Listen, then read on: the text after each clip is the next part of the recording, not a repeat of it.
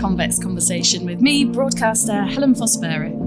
I've read a lot about Wim Hof and the health benefits backed up by science of his cold water method, which is practiced all over the world. Films of the Dutch elite athletes sitting in ice holes for long periods of time, climbing Mount Kilimanjaro in shorts, running a half marathon above the Arctic Circle barefoot, embracing nature and the extreme cold have held a real fascination. And hardly a day goes by when I don't flick through images on socials of people taking the plunge, so to speak, and experiencing cold water benefits, either in a tub or wild swimming. So when I spotted a friend on Instagram in her swimming costume, neck deep in a tin bath of freezing cold water, ice cubes floating on the top, under the expert guidance of Belinda Raphael, I decided it was time to pluck up courage and try it. Belinda is a nurse practitioner in critical care and certified Wim Warrior, such a great name, and has recently returned from an expedition with the Iceman himself in Poland. Yesterday, I spent 4 hours under her expert tuition at her home studio in London, learning some of the Wim Hof Method, culminating in climbing into that very same ice-filled tin bath, just 1 degree in temperature, hoping to experience the magic. Belinda, 24 hours later, it's lovely to be back here in the warm, fully dressed, feeling exhilarated by the whole experience. I definitely felt the magic. What an extraordinary afternoon. Thank you so much for having me. Oh, thank you. It's always so special to share it with everyone, and lovely to see everyone's journey, even within a relatively short time of a half-day workshop. It's really, really special to often witness the change and shift that goes on within an ice bath.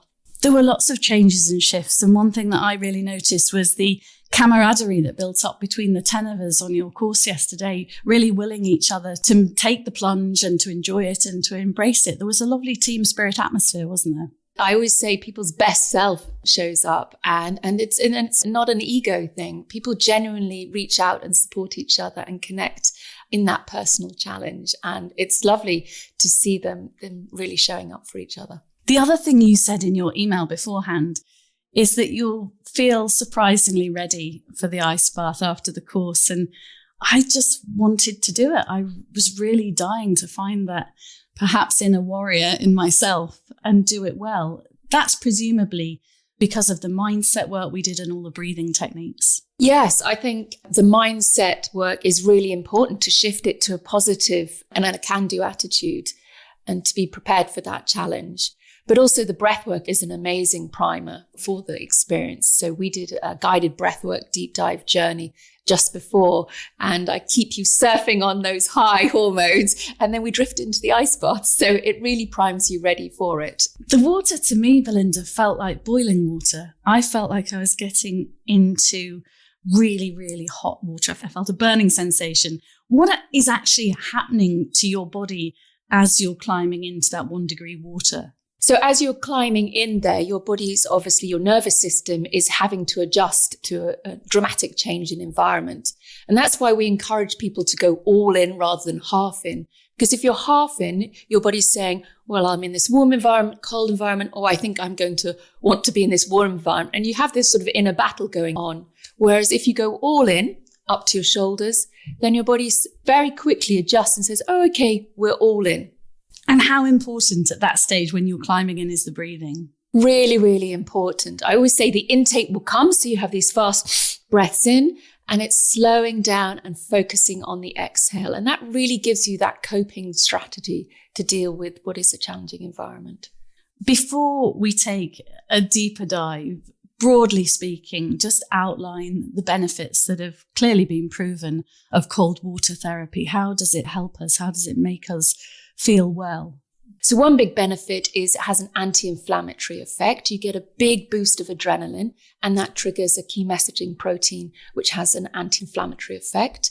It also boosts your immune system, which I think is incredible. It tricks your immune system into producing lots of white cells, your fighter cells, without a real threat there.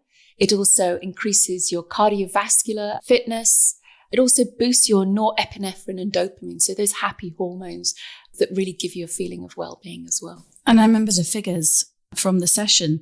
The happy hormones are boosted by something like 250%, aren't they? Yeah, so there's a study that's been done where they put people for an hour. So an hour is a relatively long time, but it was at 20 degrees. So really not that cold, and 14 degrees. And at 14 degrees, the norepinephrine went up 530% and dopamine up 250%. So these are really big, significant numbers. And if you replicate that, say at 7 degrees with a 3-minute cold shower, you can see you're still making really meaningful changes. So tell us, Belinda, your story and how you got into cold water in the first place. I always say to people, I was the least suited to this sport. As my mother says, couldn't you pick something else you maybe would be naturally more suited to? And whenever people come to me and say, oh, you don't understand, I really hate the cold. And I say, oh, no, I really do understand, because I genuinely was that person as well. And for me, I come from a background of healthcare. So I've always been very black and white. There's Western medicine. I'm really quite dismissive of anything else out there. But unfortunately, I was attacked by a patient, not his fault. He had cancer that spread to his brain and became very aggressive and confused and attacked me. And I ended up with quite a serious neck injury that I thought was going to be a very temporary thing and turned out to be really a permanent injury. And chronic pain became my new normal. And for anyone who suffers from chronic pain, it really is a devastating diagnosis and life-altering. And that certainly was the case for me. I carried on my life as best I could, and I hit my second hiccup where I had 4 miscarriages, 3 failed rounds of IVF, and 1 anaphylaxis, which ended up in a respiratory arrest. So for someone on the outside who looked relatively young and healthy, on the inside, I was really in a very, very difficult place physically, but also emotionally. And I sat there really for quite some time before I realized I just had to start moving. Painkillers hadn't really helped me. I'd obviously had some serious drug interactions. And for me, antidepressants hadn't helped. But that's not to say for other people they don't have a real meaningful impact. They just hadn't worked in that way for me. So I'd lost my faith in Western medicine. And as I said, I felt the need to move, just physically try and move my body. I started yoga, and through that, I learned to connect with my body again and start to trust it. And I was then introduced to meditation, and that was really a key to unlock a whole new world for me. I couldn't believe how meditating could change my pain. It could change my mindset and switch me into a much more positive state of mind. And that was an incredible awakening for me. In one of my relapses, I decided I would book maybe a yoga retreat just to boost myself physically and mentally. And I still don't know how it happened, but I found myself Googling Wim Hof. And this was at a time when really people didn't know much about Wim Hof. I'd heard about this Iceman, but really there was very little media coverage of him. I found a trip that was going to the Czech Republic the following week, and I booked it. Very, very out of character for me. What did your mum say? She was absolutely terrified. She kept saying, you don't even need to get on the plane. So I definitely wasn't getting a lot of support in the background. She was like, why don't you take up sewing? And I was very nervous. I got this very confusing kit list, which was ice axe. They were very specific on crampons and swimwear. So it was a very mixed message they were sending out. And I thought, I haven't done any cold showers. I better do one. And so I thought, right, I'll do a 3-minute cold shower, got a stopwatch, and I did 10 seconds. That's all I could manage was 10 seconds. And I was like, this is way harder than I thought. But bizarrely, I was still going. And yeah, I stepped off that plane in the Czech Republic and felt like an absolute winner just for stepping off the plane. And I hadn't even done anything cold. And I always say to people who come to my workshops, for some people, it's a huge fear. So just to sign up and turn up, I never take that for granted. I always want them to be really, really proud of themselves just for taking that step alone without doing anything else. I think you're right. And it's lovely that you always make very clear that the ice bath is optional at the end, because then you haven't got that fear throughout the course that you're going to have to get in it. So when you arrived in the Czech Republic with your swimwear and your crampons and your ice pick or your ice axe or whatever you got, I'm quite sure how that would go down with the security at the airport. What kind of things did you do on that trip, and what effect did that have on your mental well-being and also physically to your pain? It was an incredible trip. I think if I'd known in advance, I would have said, absolutely no way I'm going to do any of these things. The first morning we got up, we walked out to a lake where they broke the ice and said, okay, everybody in. And I was thinking, oh, I'm very English. We'll do a course. We'll do health and safety. But they were like, no, you just need to go straight in. And I paused and I thought, oh, I can't do this. And then something really unusual happened for me. I said, no, I'm not going to think. I'm just going to go straight in and do this. And that's really nice for a lot of us who hesitate in life, think, oh, we can't do this, talk ourselves out, ruminate, to actually just have a moment like, I'm just going to go. It's really empowering to have that moment. I found it's really shut off the pain for me, and I had an amazing effect on that. And the happy hormones, you just come out on an absolute high, feeling like you can conquer the world. And a sense of achievement and also the confidence that comes with that is really amazing. And to feel that switch in the water, I think I described it, and I try to in my classes describe how when I walked into that water, there was an incredibly intense feeling of losing my breath and also an awful lot of noise in my head and a lot of negative thoughts. And then I had a moment where like an inner coach turned up, and I started to tell myself, you can do this. You have your breath. You need to slow your breath down. This is your choice. And that is incredibly special in our lives. And for me, it is when that positive voice turns up, because for a lot of us, I think we have a negative coach in our head quite a lot of the time. And it's a little bit of an inner battle. And so to turn up like that for myself was hugely, hugely powerful. It was like a switch went off and suddenly my mind went absolutely silent. And I just felt at peace in this space. And to see such a dramatic shift from one mindset to another in seconds, for me, I knew I was all in at that point. And did you know then that you'd probably like to train as a Wim Warrior and pass on some of that knowledge, or did that come a little bit later? Yeah, at the time, there were only 3 girls on that course. So in the early days of Wim Hof, we were definitely outnumbered. I think people mistakenly thought it was an SAS sort of survival course. So it's definitely a male pursuit. And I'm really encouraged that it's not that way at all. We're pretty much 50-50. And one of the 3 girls said to me, oh, maybe you'll train as an instructor. And I was like, absolutely no way. You know, I maxed out just doing this experience. I have no desire to be a teacher, and I don't think I have the ability to do it. So for me, I came home from that experience and it just became a part of my life, a tool for me. But when COVID hit, for everybody, it changed all our lives. And for me, also the same. And I went to work back in the NHS. And I'd been in private practice before. And it was a real bumpy ride to go back to the NHS, especially at a time like that. One hospital I worked in their intensive care, they'd not saved a single person in 4 weeks from COVID. And definitely we're used to losing patients, but not on that scale. It was so dramatic that people who were young, fit and healthy, 12 hours later were dying. And we couldn't have any next of kin. So you suddenly became their next of kin for these people. And it was extremely challenging for me and for all my colleagues. And I couldn't hide away my method. I realized quite quickly that it was lovely. Everyone was clapping for us and baking cakes for us. And all my colleagues were going home and having a big glass of wine. And I'm not a big drinker, so I didn't have that tool.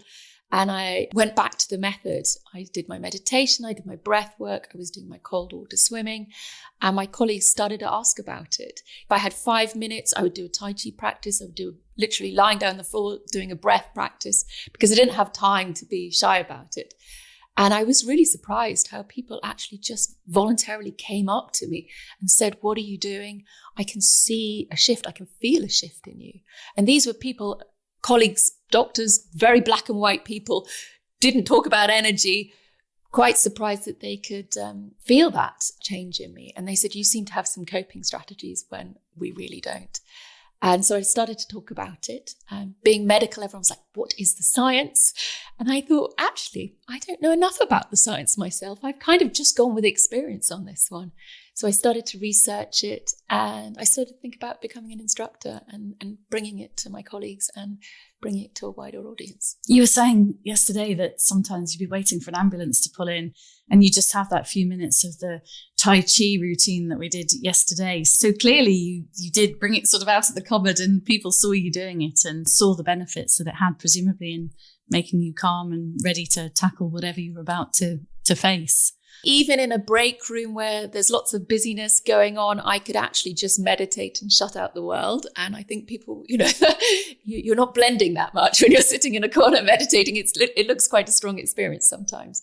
So, I think people really, really did see that shift. We could talk all week about the science. The benefits are compelling. So I am going to get you to give me a few examples in a few minutes, but I'm coming at this podcast from the benefit of hearing you already speak. So talk us through the Wim Hof method first. What's the aim and the 3 pillars of the actual method itself? So the 3 pillars we have are breathing, cold therapy, and mindset. And it's really nice now that people don't just associate it with Wim in the ice. They do recognize the importance of the breath work. And when you look at the benefits compared to ice cold therapy, you can actually see a lot of the benefits are very similar for breath work and for cold therapy.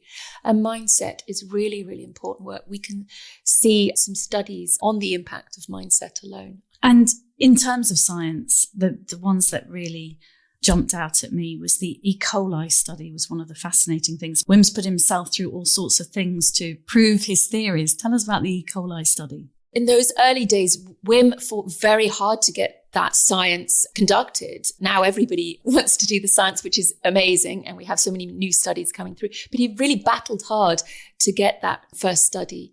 And that was at the Radboud Institute. And they did a study where they injected him with E. coli. It was the endotoxin. So it's basically the dead shell of a toxin.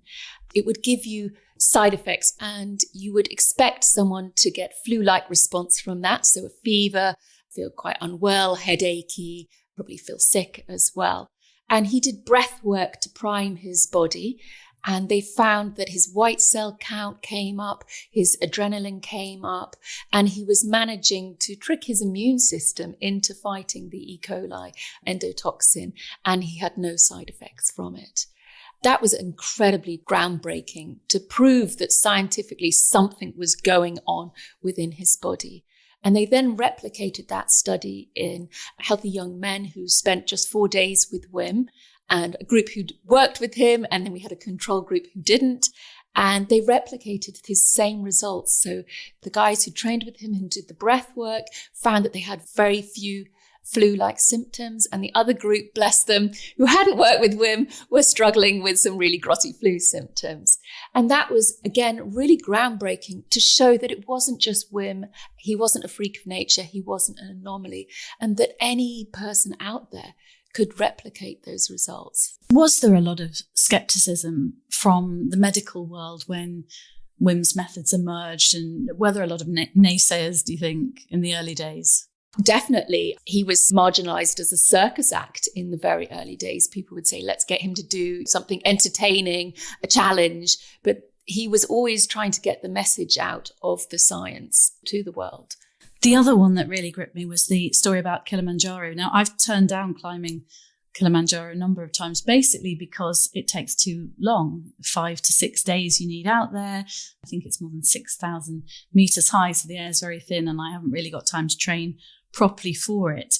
But the piece of work that was done around the Kilimanjaro climb, again, I found really interesting. What happened there? Yes, so they got 26 volunteers who were not particularly young, fit or healthy. One of them had MS, one of them had cancer that had metastasized, so it spread to other areas of their body. So as a group, you would predict that this group weren't going to do particularly well climbing Kilimanjaro. And instead of doing it in, say, 4 to 7 days, they said they were going to do it in 48 hours.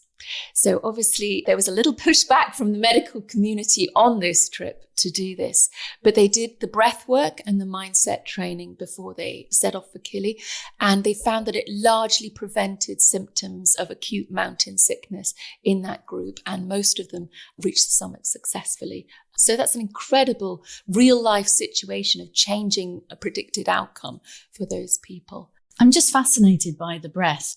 I told you that I don't think I breathe properly. I think I'm a shallow breather. I don't really think I use my diaphragm. And I have quite a fear of holding my breath. And I remember lying yesterday in your studio when we were doing the breath work, and then we were going to hold our breath. And I remember saying to you, I usually get to about 7 seconds and then I give in. And I was staggered at the end of 4 rounds of the breathing before we went into the ice bath. I asked you how long we'd been holding our breath. So the first round we did was at a slower pace and everybody held their breath for about 45 seconds. Second round was a minute. Third round was 1:15.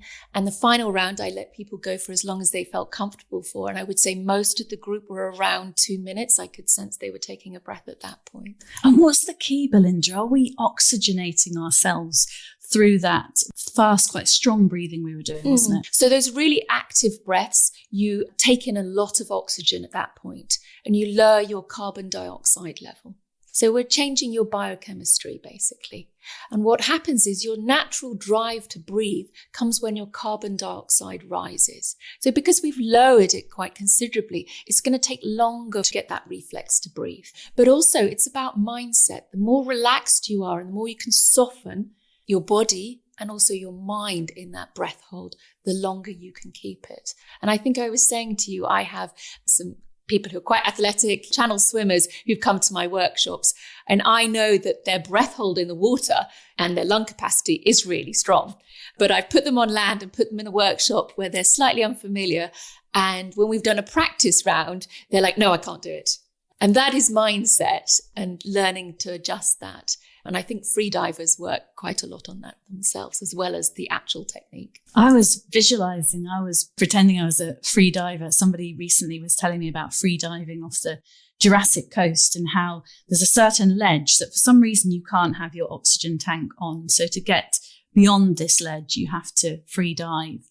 And on that last one, that's where I imagined I was. I imagined I was under the water and exploring some creatures. And I know some people saw different colours when they did it, but for me, it was a visualization technique. And I think also getting into the ice bath, I felt I was using techniques like that. I was so determined that I was just going to get in and do it because I wanted to feel the magic that you said you start to experience when you've been in there a little while. And I completely got it. If you said now, come on, let's do another one, I'd be completely up for it. I enjoyed it so much and definitely want to build it into my world, as well as breathing, because there are so many advantages, aren't there, to building just a small breathing practice into your daily life. Yes, I always say, breath work is an amazing tool because you carry it around inside you and it's for free.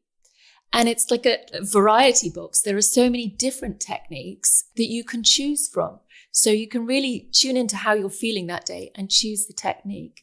I like the Wim Hof breathing because it works with both your sympathetic and your parasympathetic nervous system. And then you come back to a balance point. But I also use a lot of other breathing techniques where I'm just maybe focusing on my parasympathetic breathing technique. And it's a very little investment of your time. You can do a 5-minute breath practice and come away feeling really very, very different. And it's portable. I do breath work on the underground.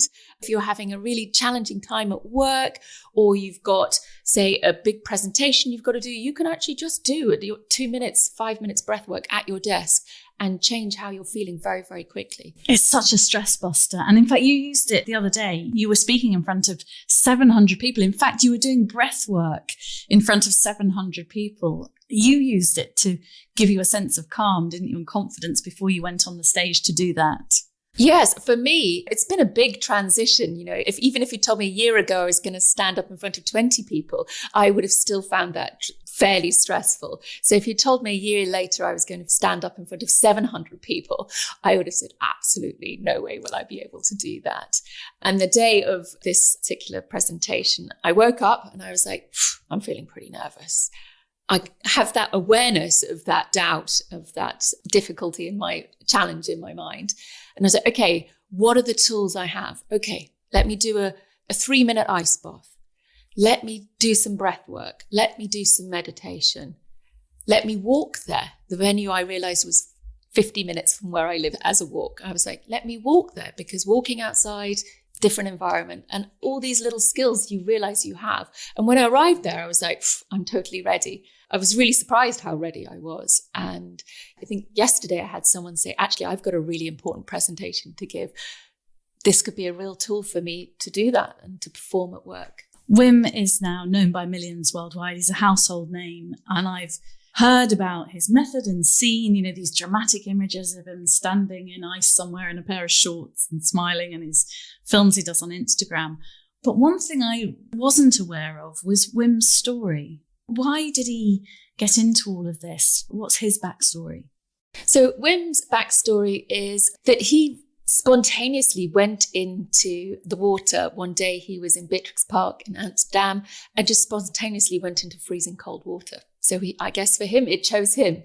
Had a really profound experience working hard with his breath. And so for him, he realized that he needed to really channel his breath. And that's when he became curious about the power of breath work. Obviously, a really challenging thing to do. And so that's when mindset and focus came in for him as well. And he had this tool that he was using for himself for quite some time.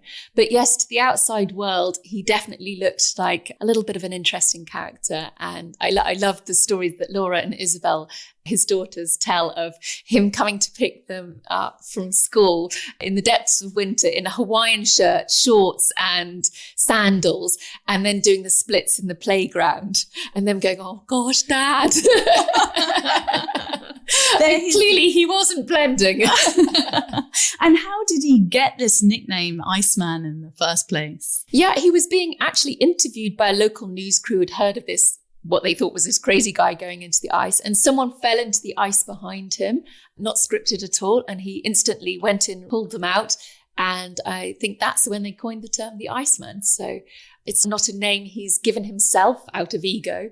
It's something that has just sort of been landed on him, and he's very happy to, And through being popular now all over the world, he's done extraordinary challenges, probably usually driven by a TV show or a TV producer. What kinds of things has he done that have been really extreme? I think he's got 26 Guinness records, but many unofficial records as well. He's done a polar marathon barefoot in shorts. I think he said that the barefoot running, it was definitely one of his most challenging. He's also gone to the death zone at Everest in just shorts. He did for a while have the world record. I think one of the instructors has recently broken that, of doing up to, I think, 1 hour and 50 minutes encased in ice. And he's also done some hot challenges. So he's run a marathon across the Namibian desert with no water as well. And yes, lots of other challenges. But he always says that people think he's crazy. And he always says, these TV people are crazy because they keep asking me to do these crazy things. And really, he just wants to get the message out there.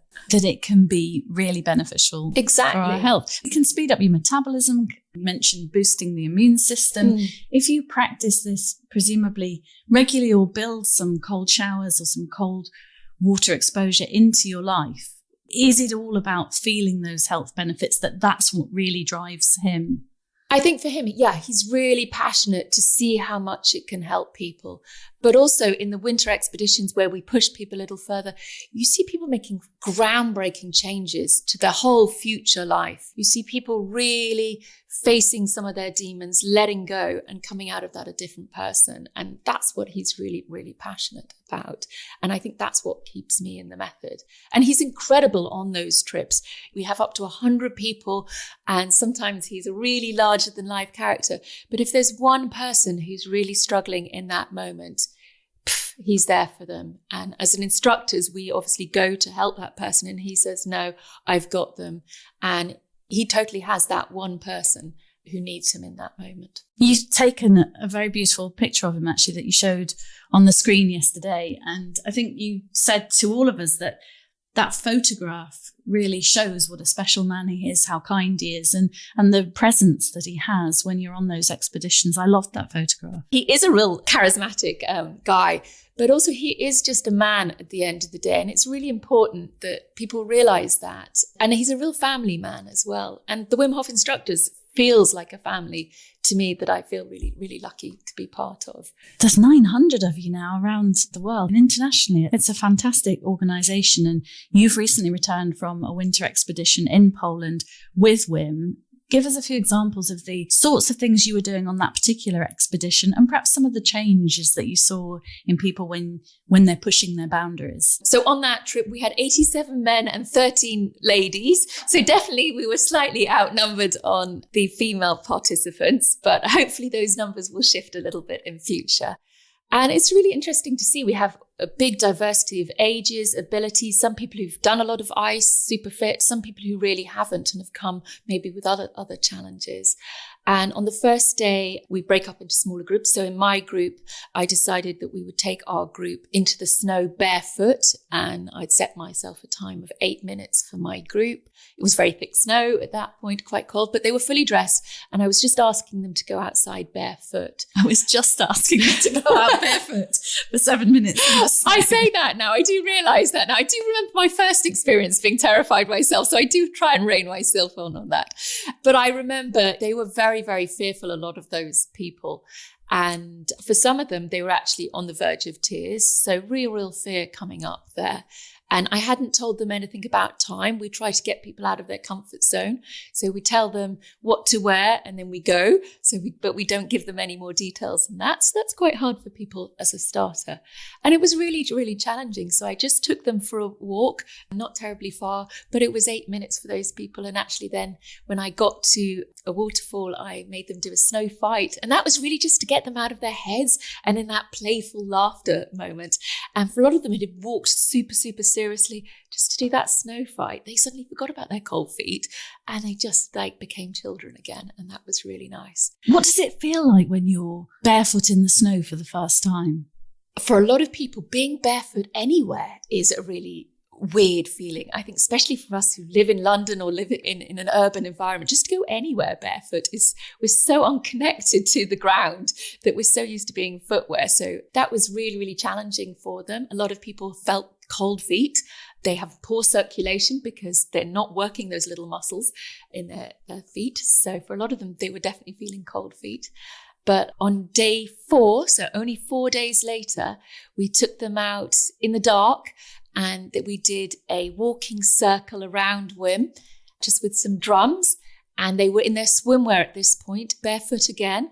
And they did, I think, 50 minutes, 50 minutes in. And every single one of them did that and embraced it. Yeah. At one point, it became a little bit of an ice rink because they've been treading in the snow. But if you'd told them on day 1 that 4 days later they would do that, and their cold adaptation had already started to kick in. So for the vast majority, they coped really well on a physical level, but also on a mindset level. They totally rocked it. And the mindset benefits presumably translate into day-to-day life, and that you can take some of those when you're pushing yourself past your perceived limit or out of your comfort zone. Those are skills and tools that you can use at work or in your home life, being comfortable, being uncomfortable. Yeah, it is learning to be comfortable in being uncomfortable and find that challenge. And stress resilience, that's one of the biggest things. Physically, you can see stress resilience on a cellular level from cold exposure, but obviously also on an emotional level as well. And the confidence that it gives people. And they remember that confidence and they template it and they can adapt it and bring it to a myriad of situations in their life. And so it is so much more than cold that it gives me, and I think it gives other people as well. The other thing that I found fascinating yesterday, before we got into the ice bath, was the warm-up afterwards. It's not about racing for your clothes and sticking on as many layers. We were still in our soggy swimwear quite a few minutes afterwards. Just explain the theory behind the warming of the body again. So I always say your core is like a furnace and that spreads heat to the rest of your body. So when you rush to redress, you're inactive, you're not moving. So that furnace is just getting colder and colder. So the most important first step is to get moving, to fire up your muscles, keep that core furnace fueled up and warm. Unless it's -12 and blowing a gale, then I would encourage people to first get dressed and then go into their rewarming. But actually, otherwise, focus on your rewarming. Some people, when they get dressed, take up to 10 minutes to get redressed. You're not moving, so you're just losing heat. So investing in movement is going to produce much more heat than investing in faffing with clothes. The same when you're wild water swimming at your other location in Surrey. You've got a fire there, haven't you? And I suppose the temptation is to do your wild water swimming, come out, put your bobble hat on and curl up by the fire. But again, it's movement, isn't it? To warm your body properly. For me, I always think, gosh, I don't know how they do that. That's really hardcore. Because for me, if I've had a challenging swim, I get out, I do some movement, then I gradually redress, then I get my flask of hot tea, and then I go hiking. And I think people are, oh my God, she's on to the next activity. But it's my rewarming process. So for me, it's an internal firing up of heat rather than relying on an external force is going to be always much more effective. When you talk about all the things you do on the expedition, have we moved a long way, Belinda, from what we're supposed to be in terms of we live in homes that are centrally heated, although not very well centrally heated given the energy prices right now. But have we moved away from how nature really designed us to be? Yeah, from early man, we were designed to have extremes of challenges of temperature, of environment. These are hermetic stresses, we call them. And it triggers some biological cellular changes within our body. And if you live in this constant environment where you don't have these challenges, you're not triggering all these healthy responses. So that response would repair cells and tissues, increase mitochondria, calcium, antioxidants, growth proteins. But if you live in this constant controlled environment, you don't have those peaks and troughs of temperature, and you're not triggering these cellular responses. Is it the same with food as well, and why intermittent fasting's very good for you? Because Yes. I suppose in early man, we'd go perhaps a few days without any food. Hermetic stresses are extreme cold, extreme heat, so saunas, and I think we're starting to see some recognition, definitely in the UK, where I've seen a few articles just recently on the benefits of heat therapy. Nordic countries are way ahead of us on that one. Intermittent fasting, again, as you say, perfect hermetic stressor, and high intensity interval training, also a perfect hermetic stressor as well. If we haven't got an ice bath like you have in your garden, Belinda, or our water at home, it's tricky to get low enough. Can we incorporate turning the shower cold at the end of a shower? Can we all get health benefits from that? Yeah, that science study I was talking about, you could see the benefits even at 20 degrees. So I work with obviously very low temperatures, and it's lovely to have those big surges of hormones, but you're still getting the benefits from going cold in whatever environment you're in. For me, before I had sort of my home setup, I would treat it as a therapy or a class, a bit like I would pay £15, for example, to go to a yoga class. I would say, okay, for £15, I can get 30 kilos of ice and I'm going to pop it in my bath on a Sunday, and I would really feel the benefit from doing that. So there are always ways you can go around it. And is it difficult to say how often you'd need to do it to be beneficial? Because I presume it depends on the individual, and you can build up your time. How often and how long do you embrace the cold for on a typical week? There have been studies that have been shown for an ice bath, so obviously going to that very low temperature, you can get the benefits lasting for up to 6 days. So it's not like you get the benefits for an hour and then it falls off a curve. So you don't have to be doing it every day. I would also say if you're feeling a bit depleted in your energy levels or you're struggling with something, sometimes it can really boost you, but also it's a bit like running. You know, you don't run a marathon every day. So you need to moderate your practice according to your cold adaptation and what's going on in life. But for me, it's an amazing tool. I'm training to be an advanced instructor at the moment, so I know I have some big challenges ahead of me. So my practice at the moment is varying a bit, but I do have days where I'm doing 20 minutes, say, at 1 degree. It's not my everyday practice, and certainly for anyone at home, it doesn't need to be your everyday practice. And as a starting practice, I would really encourage people to do a couple of minutes and build up from there. But for a shower at home, I would really invite people to go in with a different mindset. Instead of bracing yourself, have a little check-in, remind yourself of why you've chosen to do this, and set yourself not a time, but say body parts. Say you're going to have a really warm shower, enjoy it, turn it to full cold, Put your left arm in, rub up and down. That touch helps reassure your body and your mind that you're okay, you know what you're doing. Put your right arm in, then put your chest in, one leg in, the other leg in, and then you're out. So you know you've achieved it. And the next day you can always say, I'm going to do 2 rounds of that, or I'm going to do a twirl around, or I'm going to do a bit of a dance, and make it a little bit light for yourself rather than standing there gripping all your body parts and saying 10, 9, 8, and giving yourself this awful countdown. It's shifting that mindset to make it something positive. It's for your benefit, and you can make it enjoyable. It's not supposed to be a punishment. And the benefits at the end, isn't it? If you were in a steam room and sauna and interspersing that with short bursts in a cold shower, you always end cold, don't you? Always end cold. When you're doing hot and cold, you're really giving your tissues like a massage equivalent, and it's great for lymphatic drainage. Ending on cold just means you continue those cold benefits coming through to your body. You've got ice off to a T, both here at your home studio and also by the lake, haven't you? Yeah, it becomes a little bit of a science. I always say to people, you know your water temperature. I'm like a walking dictionary of water temperatures. You can get a meat thermometer on Amazon for pounds, and then you know the temperature you're training at. Big blocks of ice are much more efficient to knock that temperature back. I tend to put those in for a couple of hours to knock the temperature down and then put ice on top. If it's warm-ish water and you put ice in, it'll just melt very quickly and you'll only lose, maybe a degree on the temperature. So there is kind of a cake recipe to making it nice and cold. And it also helps with our brown and white fat. She says confidently, trying to sound knowledgeable at this point. I do remember something fascinating about white and brown fat.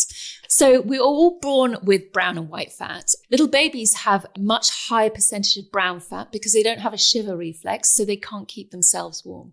Brown fat keeps you warm because it's packed full of mitochondria, and those are your energy cells, whereas white fat is just a storage of fat. As we go from a baby through to getting older, we lose brown fat and we get more white fat. And it was always thought you just lost your brown fat and you could never get it back again. But it's actually been proven through cold therapy and other techniques that you can actually increase your brown fat ratio. Brown fat increases your metabolism, so it keeps you young, fit and healthy in terms of your metabolism. And obviously there's a link then to weight loss and not storing all that white fat as well. Let's just end by finding out what's in store when you go to Poland on the advanced course, or perhaps you don't even know what's in store. There is no plan, they say, which is pretty hard for me because I'm a big planner. So I don't actually know what's in store for me, and they like to keep it that way. I have been told that we might have to do half an hour at 1 degree. So a lot of us are training up our times to try and get to that point. Sometimes they do things at night. So in the dark, again, dark is quite challenging. I find going into the water in the dark is quite challenging for me. I know we have the mountain to climb in our swimwear, so that's a definite on the list. But the rest, I don't know. And yeah, I'm trying to be open to it and go with that and have the confidence to know that I can show up for those challenges. You are such a good advert for it, Belinda. You radiate health and energy and enthusiasm. Your eyes are twinkling, and I'm glad that you found it and that it helped you after you had the attack. And I know you still work in the medical industry, which is great as well. It must be a lovely balance. My mind's really buzzing with knowledge and a desire to actually come on one of those expeditions. Good luck with your trip to Poland, and thank you for making the whole experience so fun and really, really inspiring as well. It was great. Thank you so much. Oh, thank you. It was so lovely to share it with you. Belinda runs 4-hour courses teaching the Wim Hof Method, and I really do urge you to give it a go. They're at her home in London or by a lake in Surrey, and I promise you'll leave feeling incredible. You can find out more by checking out Belinda's website, wimwarriors.com, or perhaps find her on Instagram at Wim Warrior. Don't forget to download and subscribe to our series at convex.podbean.com, or search The Convex Conversation on Spotify, Apple and Google Podcasts, or wherever you listen to yours. I'll be back next week wearing more than a swimsuit and hopefully a good few degrees warmer. Join me then.